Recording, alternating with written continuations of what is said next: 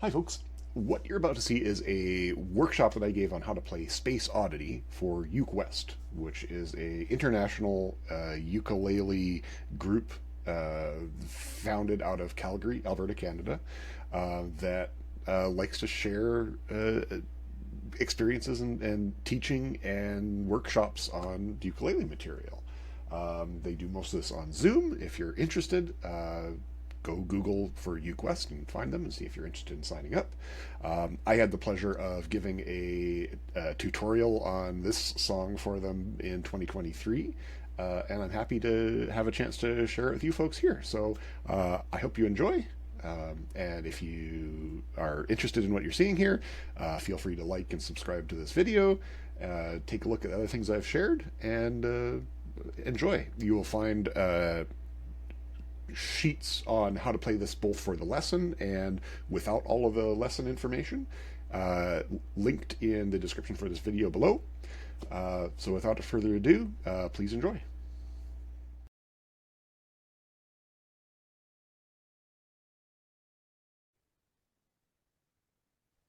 I think we're ready for you. Everybody, make sure you've got Jeremy's handout. And if you just want the song, it's up on the contents too. Okay, take it away, Jeremy.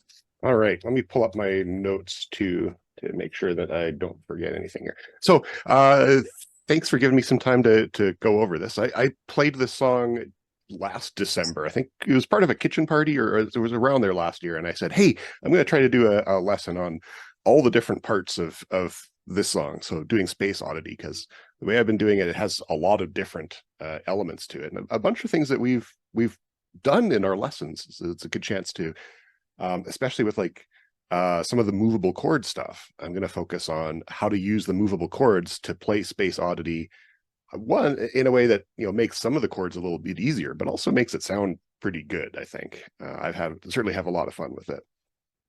I'm going to cover just a little bit of finger picking, some really light stuff just for the intro to get that going up. There's a little bit of tablature for reading that to see how that goes. I'm going to go through a little bit of some different strum patterns. So there's to add some sort of variation and dynamics to the song. I'm going to be strumming a little differently in different parts of the song. And we're going to play the same chord a few different ways in a few different places to, again, add some more variety and add some color to things. And just a little bit of a slide just to add a little bit of drama to it. So what I'm going to do, I'm just going to play through it once, just the way I do it. And then I'm going to break it down into, basically look at the 6 pages. I basically look at one of those one at a time and go through, here's what's going on here, and here's how to apply the techniques we've been learning for the past several months or several years. If any of the material, if any of the techniques are too hard for anybody, that's okay. You could just play the chords the way they show up on the pages here. And it'll sound fine. You don't have to be doing any finger picking, or you don't have to go, play chords way up the neck or anything like that. You can just play them the way you like and it'll sound fine. And then this might be a chance for you to say, well, here's one thing out of here that I'd like to try to focus on, that I'd like to learn this. And you can try, one thing at a time, getting a little bit better at each one of those techniques. So let me play through this once and I'll get the original sound turned on. There we go. And Jan, you can check and see if the time signature sounds like a 4/4 to you. This sound okay? Both the ukulele and my voice coming through all right? All right, here we go.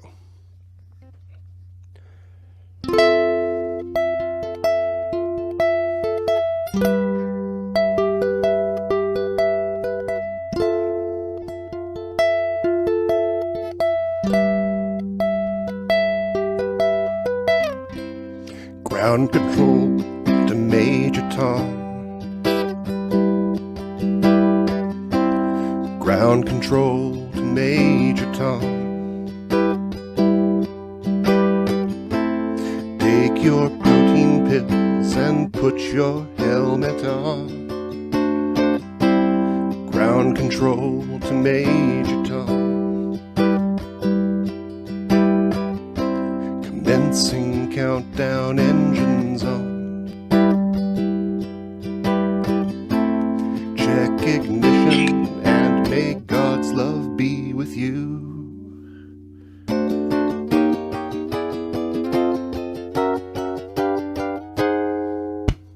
This is ground control to Major Tom. You've really made the grade, and the papers want to know whose shirt you wear.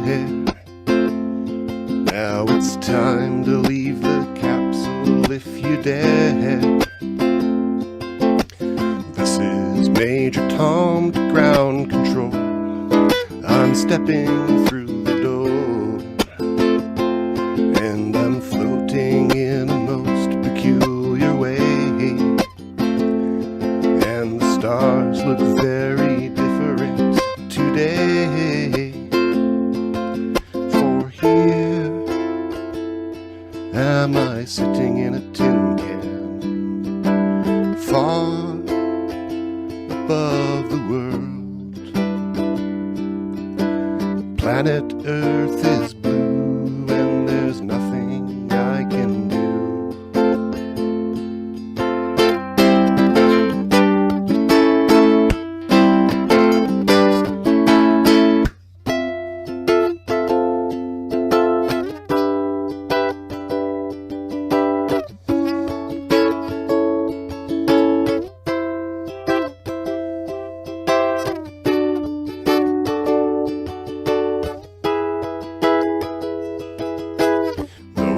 Past 100,000 miles, I'm feeling very still, and I think my spaceship knows which way to go. Tell my wife I love her very much, she knows. Ground control to Major Tom, your circuit's dead, there's something wrong. Can you hear me, Major Tom? Can you hear me, Major Tom? Can you hear me, Major Tom? Can you hear? Am I floating round my tin can, far above the moon? Planet Earth is blue and there's nothing I can do.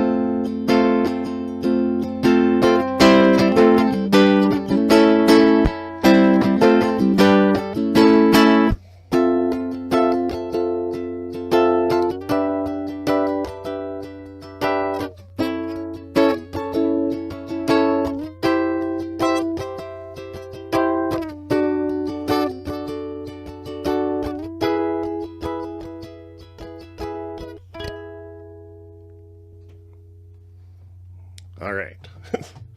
I see the applause. Thank you, folks. So let's break that down because there's a lot of things happening in a lot of different places there. So first up, we have a little intro with a little bit of finger picking. So if you look at the intro that's written down there, I've got tablature written for that. And it's basically just two chords. We're going to make two different chords. There's an F major 7, a specific one that's way kind of up the neck, and then an E minor, which is not your usual E minor, but it's one that's, again, further up the neck. Again, you can play those just like your regular chords if you like to, and that'll be fine. But I think it sounds better if you can do it this way. So that first F major 7, it's in the tablature. You can see starting from the top of the tab down to the bottom of the tab, that's lining up from the bottom of your ukulele up to the top of your ukulele. So if you take your ukulele and hold it up, then the top string is the top of the tablature chart. So we've got 7 5 5 5. So that's a 7 and a 5 5 5. So you're gonna bar. We're going to do a lot of barring. This is a really good exercise for barring. Bar the 5, and then with whatever finger's handy, I think I like to use my ring finger for this one, hit the 7th fret. And you can play this, you can play an F major 7 any way you like, or you can play it like this, and you can just strum it if you like. If you don't want to do the finger picking, just strumming up there also sounds pretty cool too. And that's for the one chord. And for the other chord, that E minor, again, coming up to the 7, 7, 7 and leaving the top, the G string open. So 7, 7, 7. And you'll see other places I do this elsewhere, there's an E minor 7, which is just the whole 7th fret all barred off. That works fine too, if that's easier for you. So, you can just play those two chords that way if you like, or you can do the finger picking. And the finger picking is written out. So you do one strum. So let's do the F major 7. It's the same strum, the same picking pattern for both of these two chords. You do the strum, and then you can see we're going to play the A string, and then the C string, and the E string, and the A string. And that's sort of the first kind of phrase of it. So we strum, and then the E, C, E, A. Strum, A, C, E, A. And then coming back to the C, E, A for the 5, 5, 7, that pattern again. And then finally 5, 7, just the E and the A. Let me take a quick look at the lessons, or sorry, in the chat, see if there's any questions there. If anybody has a question, feel free to pipe up or leave it in the chat, and John or Louise can maybe let me know if there's something there. So same picking pattern for the E minor. We're going to do that strum, and then A, C, E, A, C, E, A, E, A. And we do that twice. And that's it for the intro. That's all we're going to do for finger picking today. There's a little bit of tab a little bit later, but that's just more as an example. So let me just do that intro once really quick.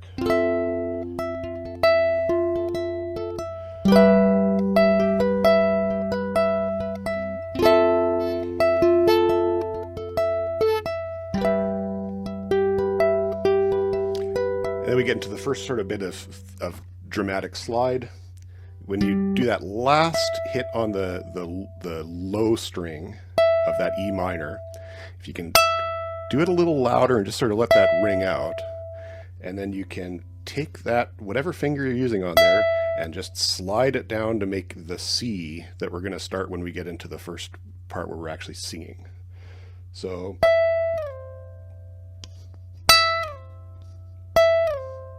and if it doesn't work out, that's okay. It'll still sound fine, but it adds just a little bit of flourish. Jeremy, what are you using for your fingers on all these 5s and 7s? So for me, for the 5, 5, 5, 7, I'm barring the 5th fret, and then I'm using my... No, not the chords, but all those single pickings. What finger are you using for the picking? On the picking hand. I'm just using my thumb. Because it's there's not a whole lot to it, and it's sort of in a pattern where like they're all sort of in a sequence, and I find a thumb works pretty well for that. You could definitely do sort of the more Pima, your ring finger, your index, your middle, whatever works well for you. It's your left hand I'm asking about though. It's like what are you pressing the 5s and the 7 down with?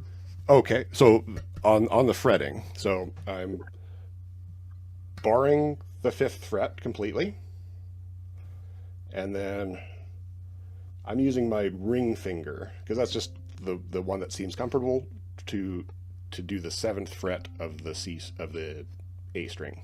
So does that mean every time you're picking a 7, you're using your ring finger? Like that's what I'm not sure. Like it's the part between the two chords. What are you pressing down the 7? So I'm just leaving. I'm making that shape exactly, and I'm just holding that shape for the entire time. That's a good question. So. Oh. So you're just.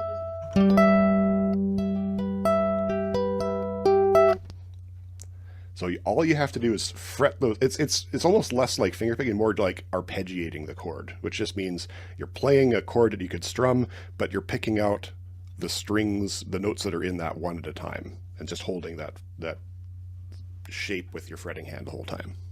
Does that help? Can you just do that once more slowly then? Do that. Yeah. Okay. And now.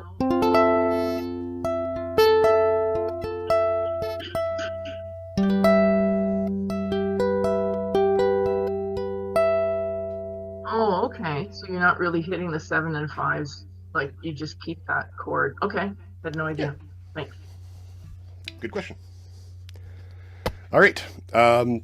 I'm going to go a little quicker with some of the sort of the regular just chorded sections, and then we can spend a little more time on the trickier stuff a little bit later on.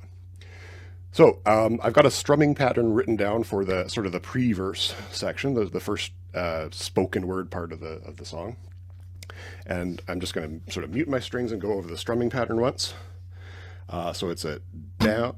So I find strumming patterns are certainly the easier ones.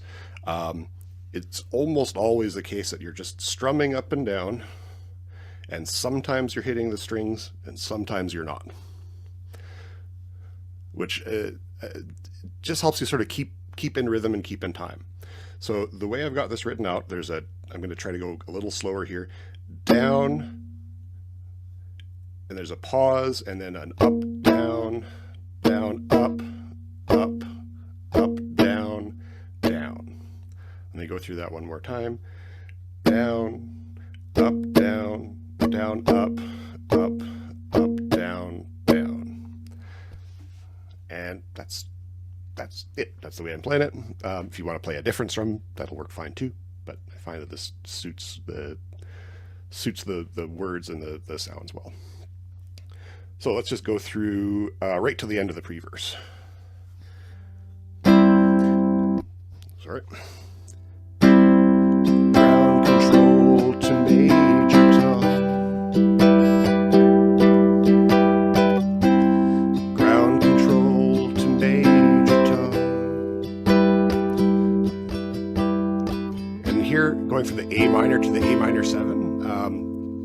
Sometimes that's a sound that can sort of get lost because they're very, very similar chords. So when I'm doing that and I've got my A minor, to make that A minor 7 come out a little clearer, I'm often plucking. I'm doing a pull off. With my fretting hand, I'm plucking that G string as I'm coming off it, just to give it a little more of a kick. So it's a little clearer that sound is coming through there. And then I'm going to go up to the D7. Now, lots of folks play the D7, sort of the easier 2-0-2-0 way, which is fine. It usually, all the notes that are in there are in a D7. But I find that it's because it's not a fully barred, it's not a movable chord. We're not going to be able to move it around the way we're going to in just a few minutes here. So I would say get used to the idea of practicing that D7 with barring the 2nd fret and throwing on a finger for the C shape. The other thing that's weird about that is if you look at the notes in here, if you look at the fretboard maps that Louise has had us do for the past little while, there's no D in that chord at all, which is really weird. But that's why it's a Hawaiian D7. It's just a little bit weird that way. Okay.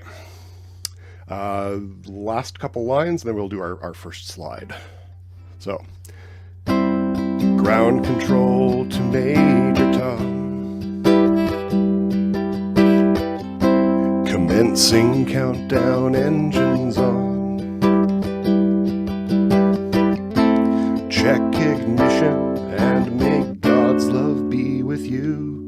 I'm just strumming and letting that ring. You see there's a little slash on the D7 to say just let that ring out. And now we're going to do our first really sort of fun bit. We're going to take that D7 shape and we're just going to slide that shape up 1 fret at a time. And this is, if you listen to the original, there's this whole psychedelic interpretive thing in the song, but we're just going to go with, this is the rocket taking off and we're flying up into space.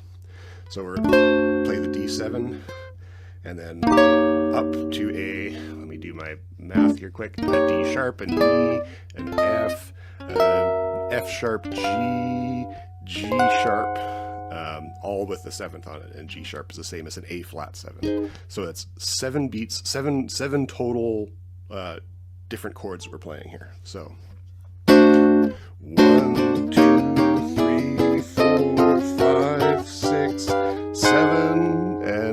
is our first movable chord, and this is just a great way of taking a shape that's using all of the frets, and because all the strings are being used, so as long as we move them all up or down at the same time, you're making the same type of chord, just with a different root note on it. Jeremy, are you landing on the 8th fret at the very end? When you're doing that walk up, is it the 8th? Yes, you should end barring on the 8th fret. That's right. Okay, all right. Can you, Jeremy, can you move a little to your right or move your microphone a little to the left? Because your microphone is covering the top of, yeah, that's what we couldn't tell what frets you were starting on. Okay, great. Let me see if I can maneuver around a little bit to help that.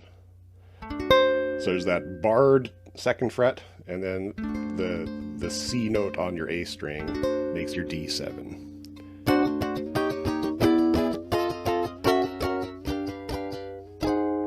And then depending on how I'm feeling, sometimes I'll slow down and try to make that a really dramatic ending before we move on to the first verse. And what do you mean by knock twice? Okay. Whatever, depending on the instrument you've got, you might just want to. So the way I do this, I'm adding a little bit of percussion. So if I'm on an acoustic ukulele, I'm usually just knocking on the body of the ukulele a couple times. On this one, if you have an electric, you might just want to like tap the pickup or something sort of like that. Whatever works well for you. So let me do that once.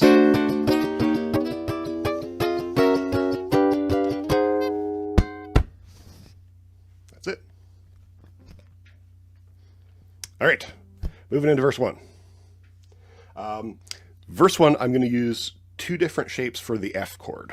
And so you've got your usual F, which is a 2 0 1 0. But to add a little bit of variety, but also to make transition a little easier, sometimes wherever I've got this F star written, that's my special F, I'm going to add the pinky on that C note. We're going to use that C note on that A string a lot. And that'll do 2 things. One, it'll allow us to add a little bit of variety so we can switch back and forth between that F and the other F. And if you look at your fretboard maps and the notes, these both make the same 3 notes in different octaves, but they're all just regular F chord notes. The other part that's nice about this is we're going to be going back and forth between a C, an F, and an F minor. If we just hold that pinky in place on that C, we just leave that there, and we just have to move the other 2 fingers around. And it means you can make those transitions really easily and really quickly. So the other part that happens in verse 1 is we introduce a slightly different strumming pattern where we're adding a chuck. And that's where we're, anytime you have a, let me maybe knock my camera down just a touch here. Anytime you've got a downstroke, rather than just strumming and playing all the way through, you can do something to mute the strings or to hit the strings or to otherwise make sort of a bit of a percussive note. This is often like what you'd see from like a hi-hat on the drum kit. This is where you're adding a little bit of percussion in. So the strumming pattern, I'll do it without the chuck first, just to sort of get the sequence down. It's down, down, up, down, down, up, up, down, down, up, down, up. Is that right? Did I count that out right? I think that's right. Down, down, up, down, up, and then repeating that. And then some of those, instead of having a down, you'll see instead of a down arrow, I've got an X. And that's my way of saying you're going to do a chuck there. So down, down, up, chuck, down, up, down, up, chuck, up, down, up. And this is something that you want to probably practice how to do that strum pattern until it's a little bit natural. You can sort of do it without thinking too much about it. So it's in your brain, and your brain can be your hands can be doing the chucking and strumming while you're thinking about what the chords we're going to play are. So that's Can the you only thing. remind us how to Go do ahead. the chuck? Can you remind us how you're doing the chuck? Yeah. So there's lots of different ways. The way I usually think about it is I'm strumming through, and I'm just letting my hand, rather than sort of strumming past the ukulele, I'm strumming into the ukulele. I'm strumming and hitting the strings. So usually you try to keep your hands off of the strings, except so that they keep ringing out. Well, we want to stop them. We want to have sort of this percussive hit that happens because of that. How does that work when you're putting the chuck at the end of an up string? In this, I don't think it works well, I think is the answer. It's really hard to do a chuck on an up string. This strumming pattern, the chucks are only on the down strums. So can you explain that again? Because you've got a down and then down up chuck. Right. So because that chuck happens right after an up, you've just come up and now you're chucking back down. So Oh, okay. So it's another down. Okay. down, down, up, chuck, down, up, down, up, chuck, up, down, up. Okay. So it's an extra movement. I was thinking that the up had to be the chuck. Okay. Thanks. Okay. No, it's replacing the down. You're still going down, but you're turning it into a chuck instead of a normal down strum. So you are strumming the strings and then muting them. Yeah, and you can stretch this out a little bit if you want. You can if you do it sort of a little bit slower, you can get more of the notes so you can hear the chord a little bit. Or if you do it a little faster, it can sound more like, you hardly hear the notes at all. And it can sound different. Use the artistic calling that you find as you get through to these. All right, that's it for verse 1. So let's just go through that quick with that strum pattern. And I'm not going to repeat this too many times. We are recording this so folks can go back and review these parts in a little more detail. I want to make sure we have time for everybody else to go through their songs too. All right.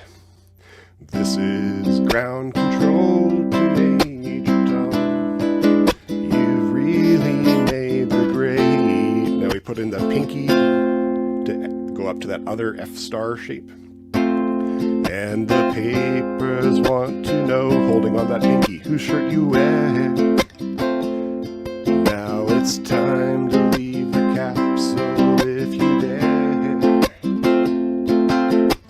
This is Major Tom to ground control. I'm stepping through the door, and I'm floating in a most peculiar way. And the stars look very different today.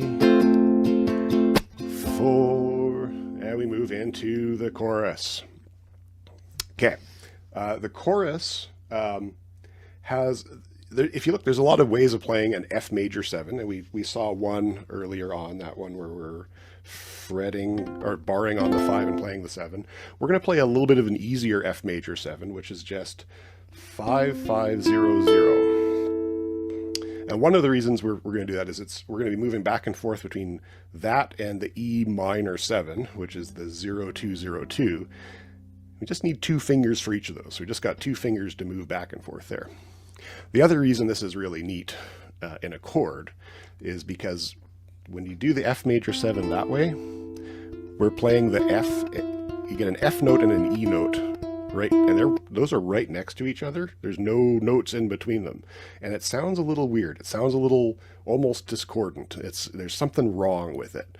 And I think that contributes to, in the chorus, like there's something, this is his first experience floating around in space and like being kind of confused by what's going on. So it's got a neat flavor to it that way.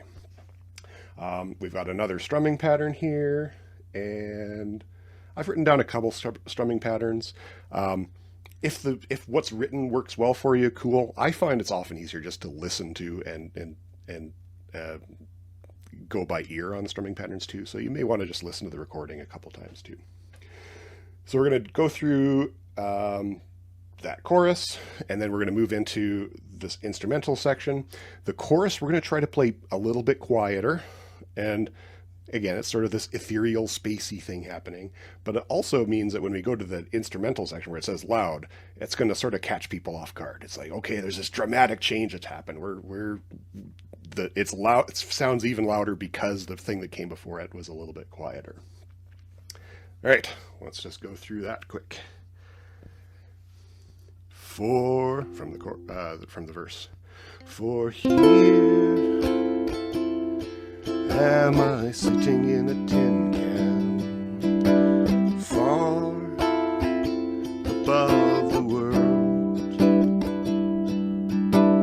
Planet Earth is blue, and there's nothing I can do. One thing I also try to do in this with to add a little bit more of it sounding a little bit different is, rather than strumming sort of down around the 14th fret or where the sound hole is, or wherever you're often playing, if you strum a little higher, closer to where you're fretting, so you're sort of like towards the end of the string, that can cause some changes in the way that the string vibrates and give some different harmonics, so it can sound just a little bit weirder. So I'm just going to strum that F major 7 here, and then it just sounds a little different. You can play around with that. And then we move into the instrumental, and it's just sort of like regular chords, but with sort of either a chuck or a tap or anything you want to do to sort of punctuate it at the end there. So I'm just going to play that last line of the chorus and then into the instrumental. Planet Earth is blue, and there's nothing I can do.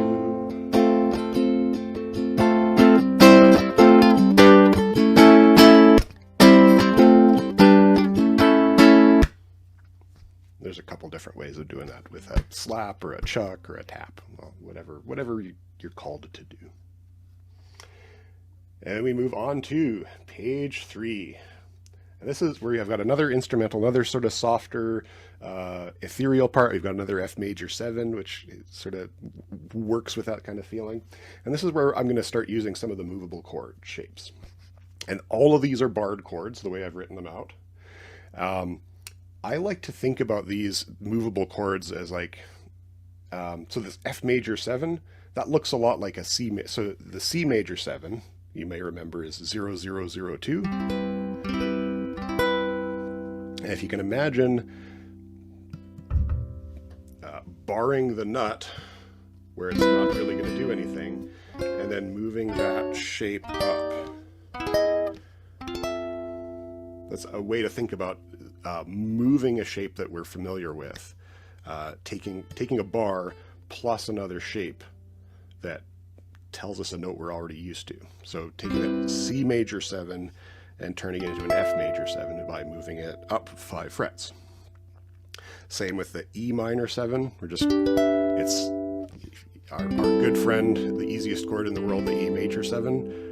Taking that and going up 2, 3, 4, 5, 6, up to the 7th fret to play an E minor 7.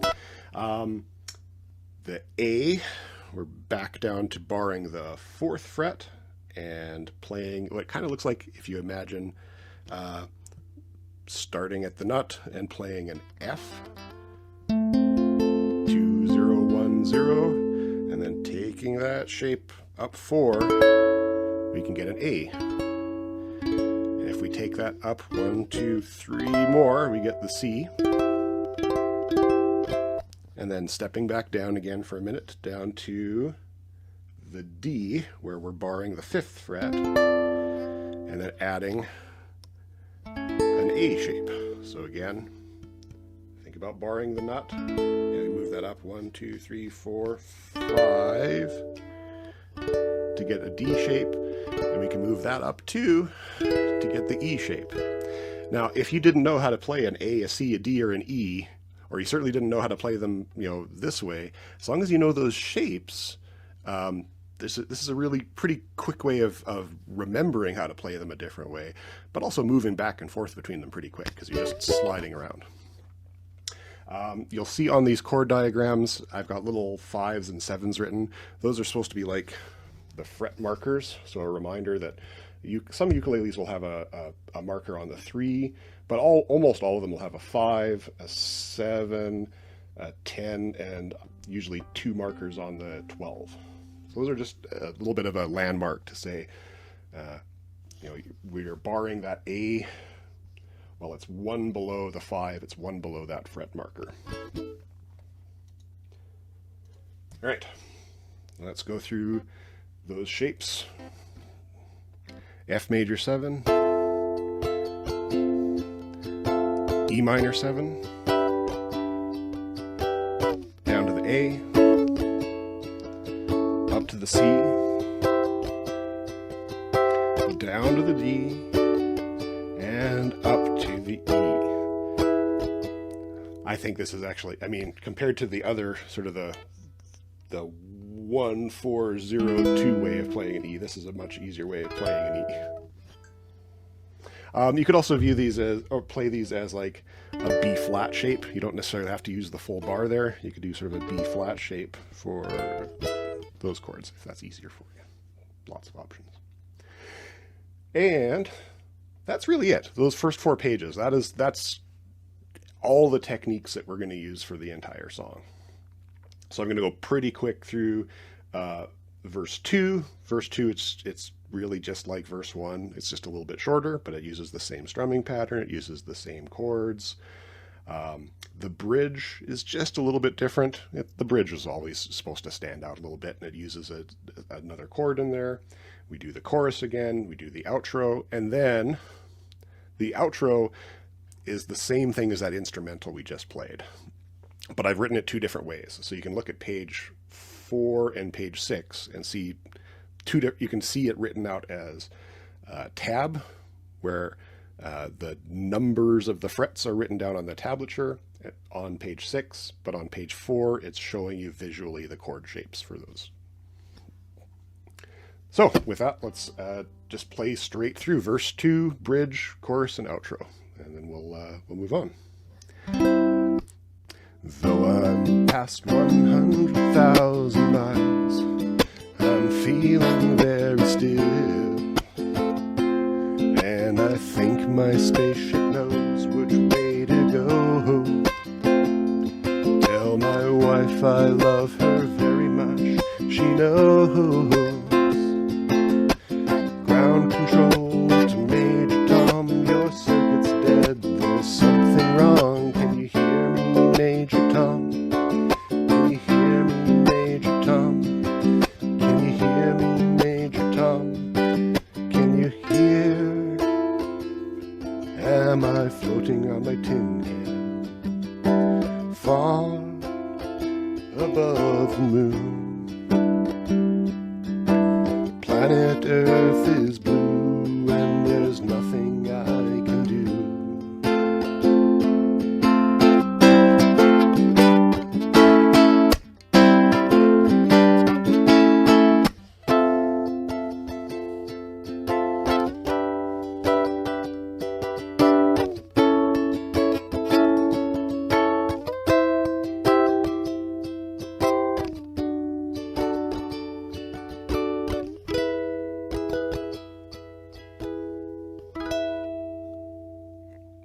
And that's it.